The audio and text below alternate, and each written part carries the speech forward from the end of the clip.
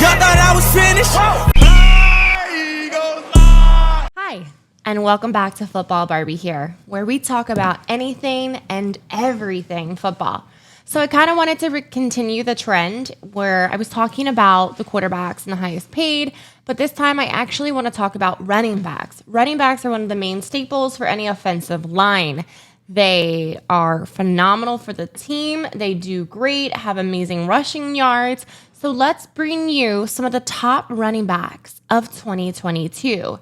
And then for the next video, we're going to do one for the predictions for 2023 to see how the current running backs, along with some of the actual draft picks who are new running backs, are going to do. So let's get started.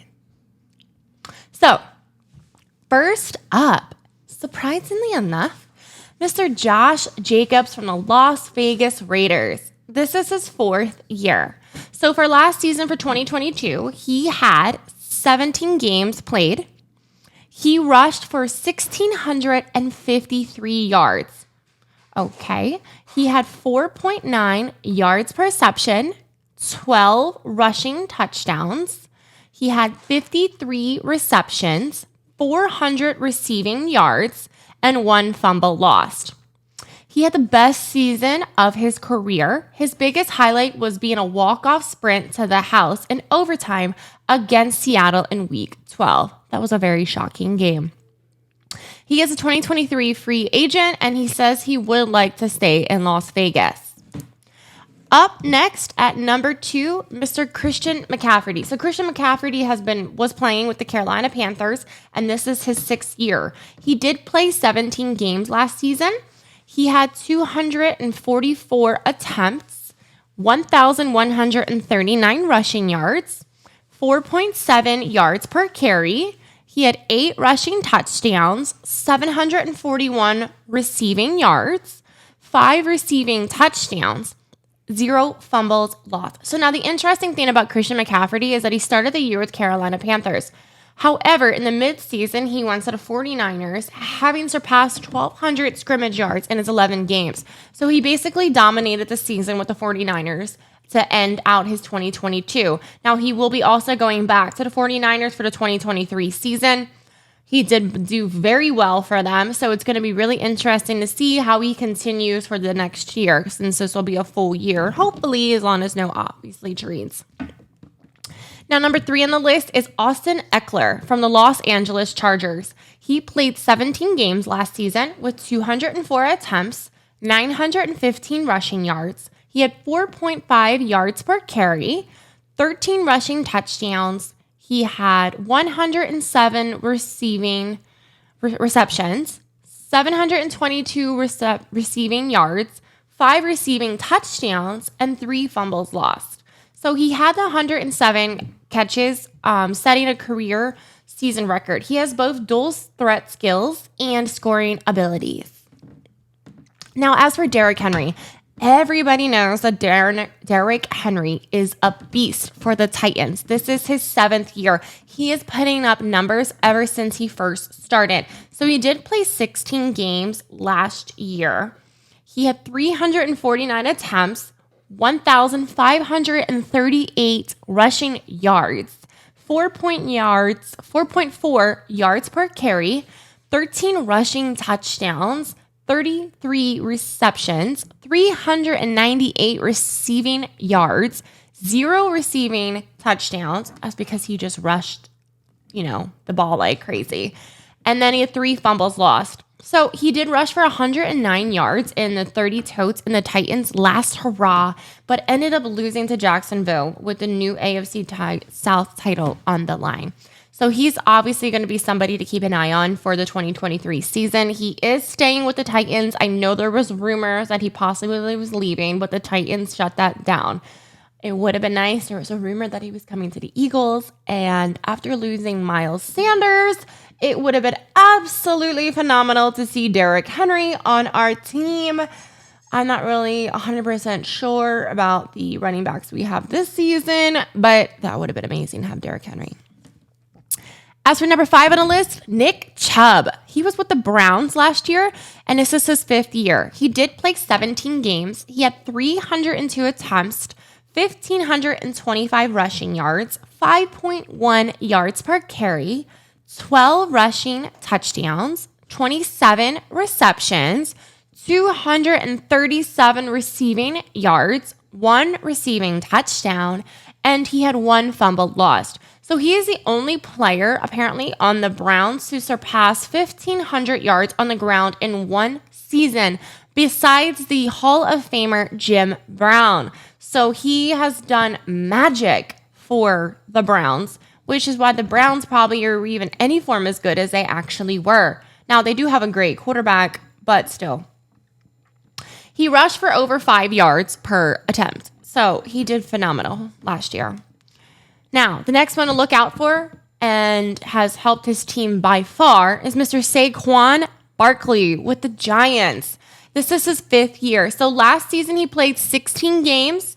He had 295 attempts, 1,312 rushing yards. He had 4.5 yards per carry, 10 rushing touchdowns, 57 receptions, 338 receiving yards, 0 receiving touchdowns, and 0 fumbles lost. So he is literally one of the reasons why the Giants were able to make it to the playoffs last year. He is definitely a threat on the team, and you can't talk about the Giants without talking about Saquon. So good for him, because he's definitely somebody to keep an eye out as well. Up next, Mr. Dalvin Cook. He's with the Vikings, and this is his 6th year. So he also did play 17 games last season. It's the first in his career that he's played all 17. He had 264 attempts, 1,173 rushing yards, 4.4 yards per carry, 8 rushing touchdowns, 39 receptions, 295 receiving yards, 2 receiving touchdowns, but he did lose 4 balls. Now, sometimes that does suck, and it kind of hurts. You know, they're carrying that ball like this, and sometimes somebody can just pop out the ball, and you're just screwed. Fumble lost. So Cook was a major factor to Vikings. He surpassed 1,000 yards rushing for the 4th straight year. Now, that's phenomenal. I didn't realize he was putting up numbers like that. So he definitely could be somebody to pay attention to as well. You know, I try to have it go down a list and who did well versus all entirety. So up next, Mr. Aaron Jones from the Packers. This is his 6th year. So he did play 17 games. He had 213 attempts, 1,121 rushing yards, 5.3 yards per carry. So he did great. He had 2 rushing touchdowns, except for that part. You know, he was able to get a lot of yards per carry, but obviously he wasn't the main man that, the Packers looked to for their touchdowns.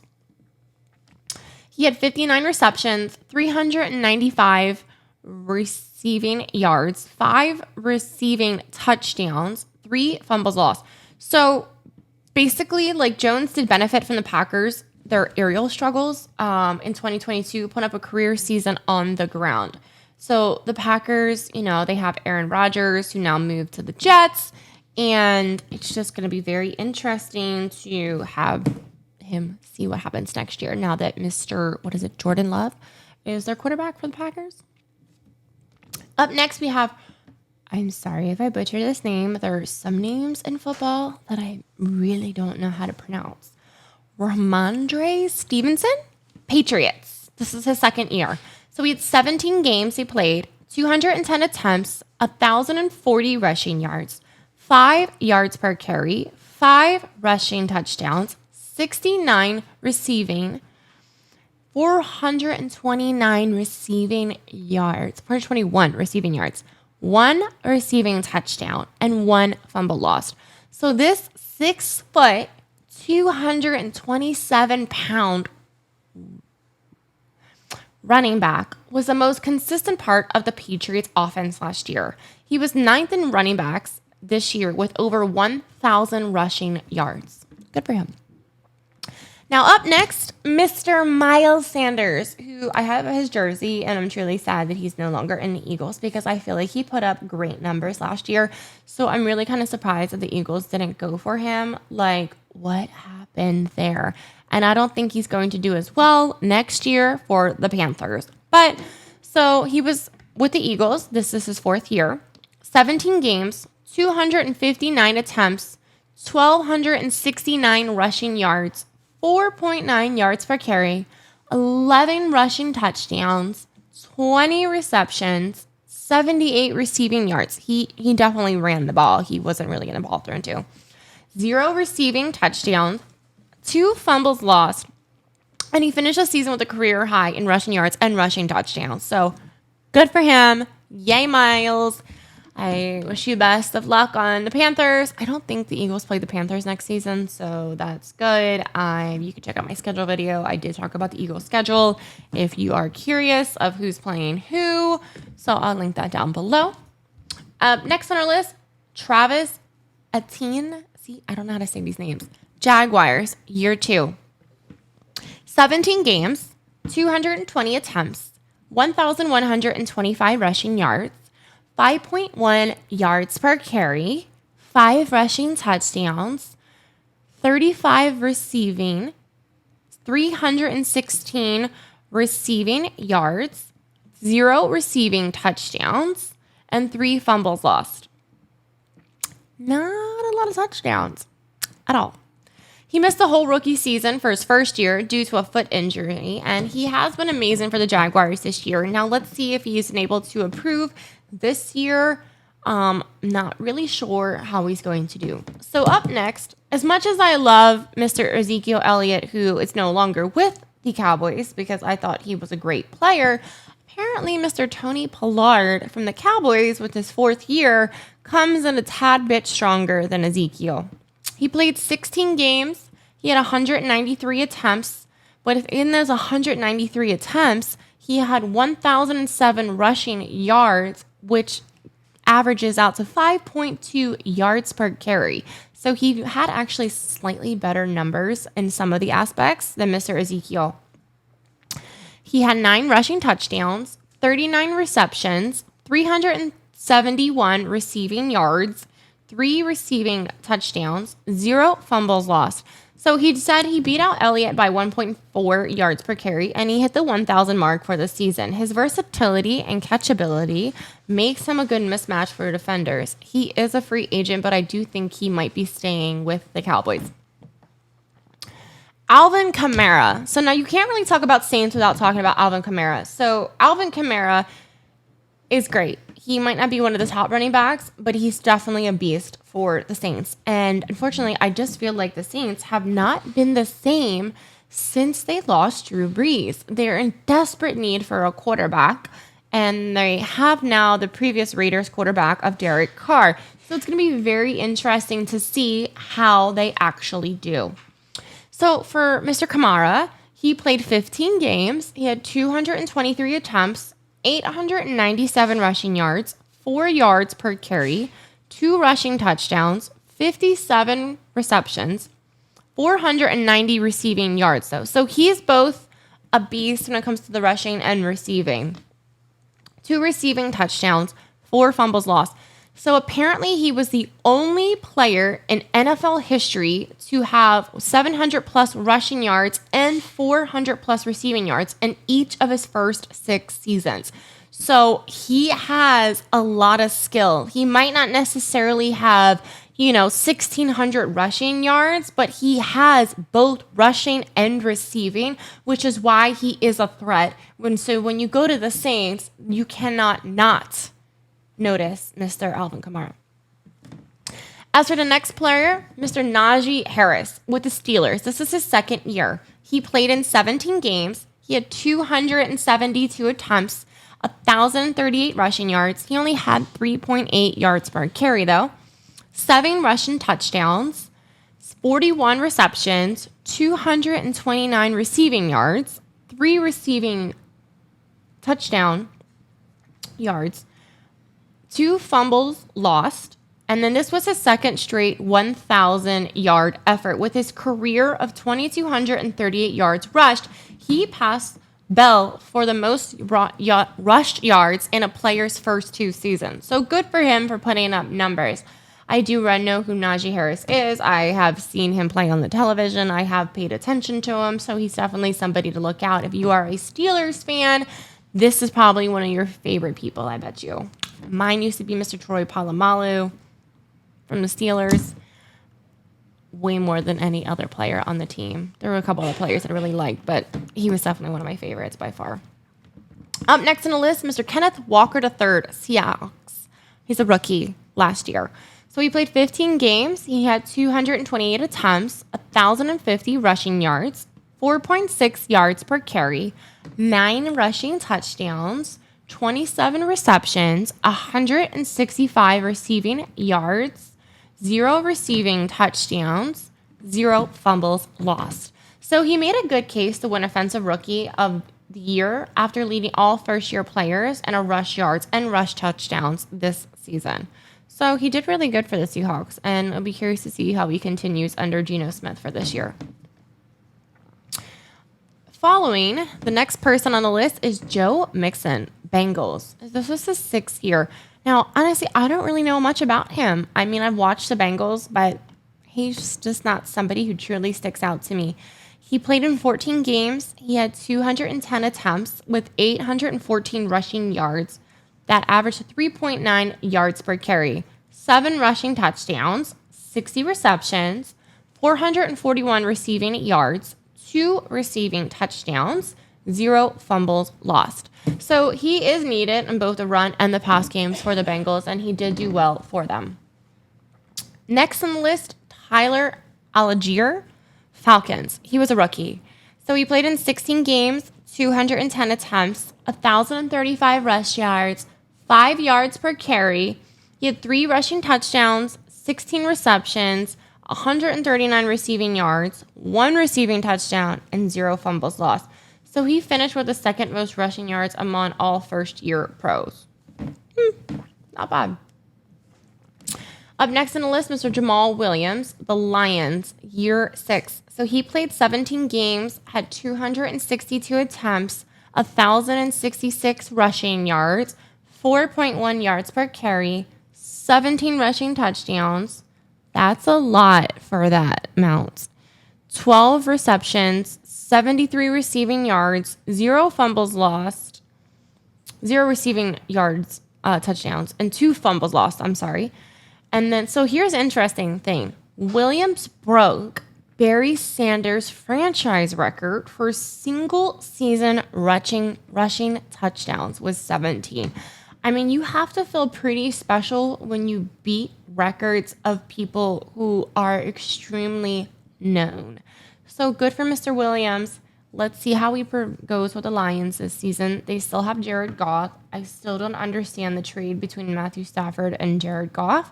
I never will. I thought that the Rams had a Jared Goff did phenomenal for them, and then they literally quarterback swapped. So you're like, not really sure. But let's see how he continues to play under Goff and see what happens. Next on the list, Mr. Damien Pierce, Texans. He was a rookie last year. He played in 13 games, 220 attempts, 939 rushing yards, 4.3 yards per carry. He had 4 rushing touchdowns, 30 receptions, 165 receiving yards, 1 receiving touchdown. He did lose 2 fumbles, though. He ended up getting an ankle injury later in the season, which caused him to miss the rest of the games, which is why he only did play 13. So hopefully he has a speedy recovery over the offseason and is able to do well for the next year. Now, number 20 on the list, I remember the most. I went to the Tampa Bay game versus the Eagles at home last year for the Eagles home because I wanted to see Tom Brady play. I've never got the chance to see Tom Brady. I've never really wanted to go up to the Patriots arena or stadium where it's freezing. It's probably much colder up there. I never really wanted to go up there yet. I still do need to make it. I mean, of course, the Eagles' first game would be against the Patriots this year. But anyway, I've always wanted to see Tom Brady. And of course, I go to Tampa, and now he's retired. So I'm going to Tampa this year, and he's retiring. But anyway, Mr. Leonard Fournette, Tampa Bay, 6th year. Now, when I went and watched this Eagles game at home versus Tampa Bay, I'm telling you, it is one thing you will never forget. This man last year, for at least 2021 season, is what I'm talking about, the 2021 season. All I heard on the Eagles announcements was Fournette with the ball, Fournette with the carry, Fournette running for it, Fournette with the ball. You're like, God darn it. Can somebody take out his legs? Like, not literally, but geez. Like, I am so tired of hearing this man's name with the damn ball. Oh my God, I was just so irritated when I watched this game. I just felt like we were just, well, obviously we lost that game. That was extremely hard. Oh, so this man last year, I don't think he did as well last year as he did for the 2021 season, but he did have 16 games he played in with 189 attempts, 668 rushing yards, 3.5 yards per carry, 3 rushing touchdowns, 73 receptions, 523 receiving yards, which is a lot there, 3 receiving touchdowns, and 0 fumbles lost. So he did decrease his yards per carry this season by a whole yard from last season. So last season would have been 4.5 yards per carry. See, that's what I'm talking about. This year he's 3.5. So he did battle a foot injury the second half of the season, which he did lose some of explosiveness. So that also does make sense. I mean, these poor people with these foot injuries, if you have an issue with your foot and your main job is to run, like, what are you going to do? And, everybody can't be Mr. Patrick Mahomes and playing with a bum ankle and still win the Super Bowl. These people have to run the entire thing or something. You can't just hop around with a quarterback. They have to actually run. So there's your top running back for the 2022 season. Obviously, it's not all of them, but there's at least the top 20. So if you made it into the top 20 and your team's in it, congrats. If your team's not in it, I hope your team managed to pick up some better running backs on the offseason or in the draft, because you guys need to get it together. Like, what is that? I'm pretty sure Chicago's not on this list. Chicago, you guys definitely need some better running backs. I know you did have some players hurt, but you guys got to pick it up just a tad bit. So thank you guys for watching, and I hope to see you soon. Ta-ta for now.